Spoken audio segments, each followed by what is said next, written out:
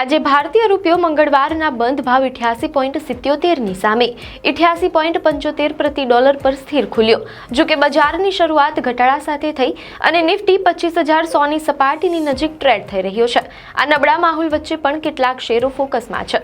ટાઇટનના શેરમાં Q2માં મજબૂત ડોમેસ્ટિક વેચાણના કારણે 3% વધુનો ઉછાળો જોવા મળ્યો, જ્યારે સાલ્ઝર ઇલેક્ટ્રોનિક્સને હાઈ વોલ્ટેજ એપ્લિકેશન માટે પેટન્ટ મળતા લગભગ 12% જેટલો વધ્યો.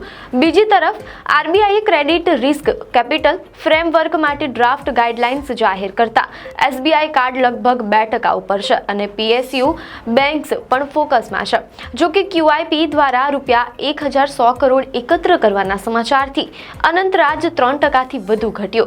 બજારમાં મંદી હોવા છતાં Nifty IT top sectoral index બનતા આઈટી સ્ટોક્સમાં તેજી જોવા મળી. આવી જ ન્યૂઝ અપડેટ માટે ધ લોકસત્તા પેજને ફોલો કરો.